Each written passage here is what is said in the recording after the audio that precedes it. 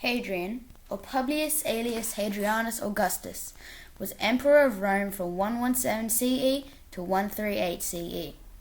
During his reign, the empire ceased conquest, and his reign was peaceful, except for a few skirmishes. Hadrian is most commonly known for his interest and contribution to Roman architecture. He also funded incredible amounts of money into Roman buildings such as the Temple of Venus in Roma, Trajan's Forum, and several baths, villas, and other buildings, such as the Baths of Caracalla. Contributions. Hadrian remade Rome in various places throughout the Roman Empire, building new religious buildings and fortifications to give the citizens of Rome a sense of unity and prosperity among the empire. He made a coast-to-coast, 6-meter tall and 3 meters wide wall in England, and dubbed it Hadrian's Wall.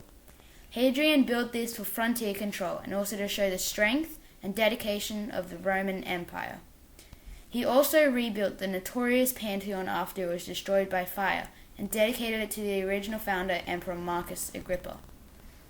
The Pantheon still remains with the largest unreinforced concrete dome in the world, even though it was built thousands of years ago. Hadrian also upgraded the Pantheon with large, intricate statues of the Roman gods. The Pantheon itself is one of the most unique structures in history, and it, along with Hadrian's Wall, still stands today. Almost immediately after Hadrian gained power, he began construction of a large villa near Rome. This villa was extremely large, and Hadrian added many intricate buildings which reformed the villa into a smaller version of a Roman city. This is one of the largest villas in history, said to be much larger than the White House, which is inspired by Roman architecture as well. Hadrian is also said to have fashioned several buildings from Greek architecture, as he was extremely fond of Greece.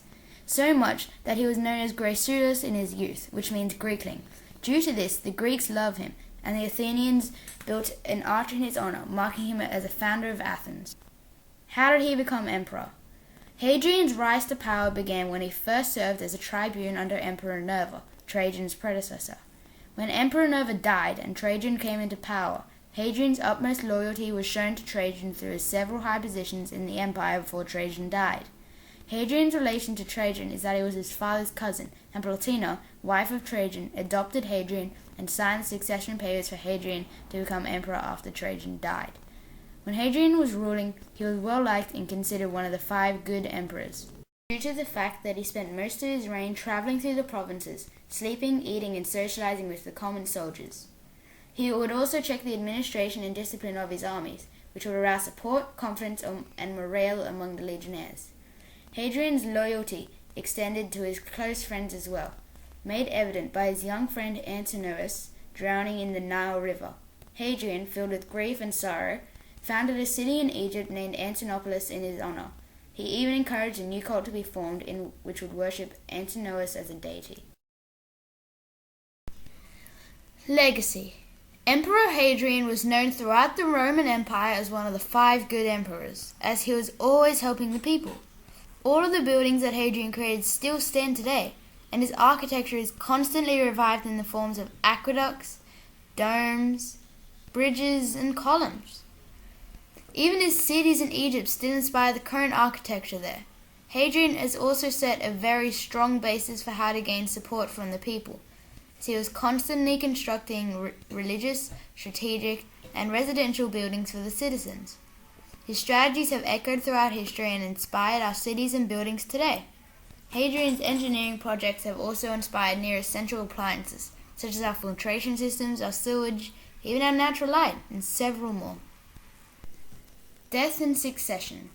When Hadrian's health was declining, he returned to Rome and occupied himself by writing poetry and tending to administrative affairs. He named his successor Antoninus Pius on the stipulation that Antoninus would adopt the young Marcus Aurelius to follow. Hadrian died in 138 CE at the age of 62. He was buried first at Puteoli, on the grounds of the former estate of Cicero, as homage to Hadrian's love of learning. Although, when Antoninus Pius completed the great tomb of Hadrian in Rome the following year, his body was cremated and the ashes interred there with his wife and son. Antoninus Pius had Hadrian deified and temples built in his honor. Thanks for watching.